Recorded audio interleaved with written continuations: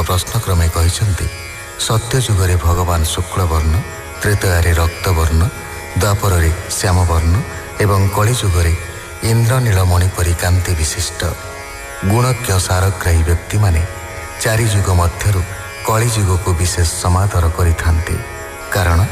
एही जुगरे भगवान का नाम संकीर्तन द्वारा सबु पुरुषार्थ मिलता है। एहीपरि भावरे नवजुगींद्र उपदेशवाणी शुणाई देवर्षि नारद वसुदेव को भागवत धर्म अनुष्ठान करने को कहते। शुक उवाच हेमंते नारदर बाणी देवकी वसुदेव शुणी तनु पुलके रोमराजी अश्रु चंचले चक्षु बुझी कृष्ण को पुत्र भावे मणि किछि न बोली हेले तुनी बोलंती शुक मुनिवर से नव ऋषभ कुमार निमिर यज्ञशाळे थाई जे इतिहास गले कही से ध्यान जोग पुरातन विशेषे नारद वचन जे यहा श्रवणे शुणंती कियबा बदने गुणंती सकल पापु जानती तरी अंते लभंती नर हरि कहिला दास जगन्नाथ संसार हिते भागवत हरिचरित गीत बंधे संक्षेपे एकादश स्कंधे अमृतर समय गीत शुणन्ते जगत पवित्र इति श्रीमद्भागवते महापुराणे पारमहंस्यां संहितायां एकादश स्कंधे षष्ठोऽध्यायः। शुक उवाच ब्रह्मा शंकर पुरंदर संगते चंद्र दिवाकर गंधर्व किन्नर चारण साध्य जे सिद्ध देवगण कुबेर समीर वरुण द्वादश विश्व देवा पुण पितृगुह्यक ऋषि आदि यक्ष राक्षस जे प्रसिद्धि नाग अप्सरा विद्याधरे ये आदि जेते अनुचरे चलिले चढ़ी निजासने द्वारका कृष्ण दर्शने मनुष्य रूपे नर हरि देवकी गर्भे अवतरी निर्गुण ब्रह्म जनहिते जस विस्तारी ए जगते जा जस कलम सहरे जार श्रवणे प्राणी तरे ताहार दर्शन अर्थे रात्रे मिलिले शून्य पथे देखिले द्वारका मंडल जही विजय आदि मूल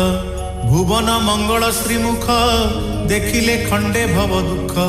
द्वारका पूरे सर्वसिद्धि जही सेवंती अष्टनिधि सर्वसंपद मूल स्थान देखिले मोहे प्राणी मन सकल भुवन उपमा के मुखे कहु गुण सीमा आकाशे देवे रथे थाई जय शबद तुंडे गाई नंदन बनु पुष्प आणी प्रोक्षण करी गंगा पाणी मल्लिका जाति पारिजात विचित्र माला अप्रमित वृष्टि करंती कृष्ण देहे सुगंध जल धारा प्राय पुष्पे आच्छादी जदुबीर जेसने समुद्र उल्लोल सकल देवे एक मेले जय शबद मुख गोले कपोले बेनी कर देई बोलंती कृष्ण मुख चाही देवगण वाच नमो नमस्ते आदि मूल शरण तो पाद कमल नमो गोविंद हे अच्युत तु नाथ प्राणी पंचभूत तोहर भय चरण अशेष जंतु का शरण सर्व इंद्रिय बुद्धि मन प्राणादि दश पवन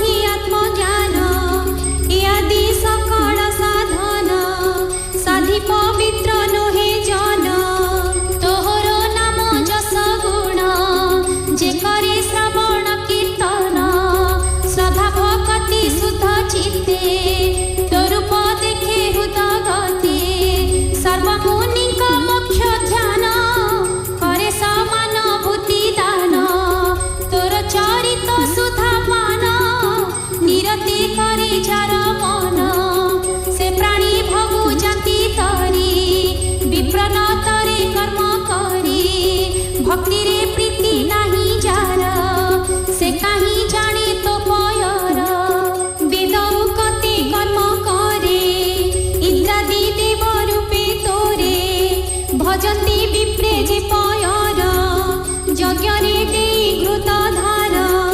তোমায়া জানি আত্মা যোগী যে পাদে সেবে সর্বত্যাগী সে পাদে পশিলু শরণ আম্ভ শুভ পরিত্রাণ তু নাথ দেবকীর কলা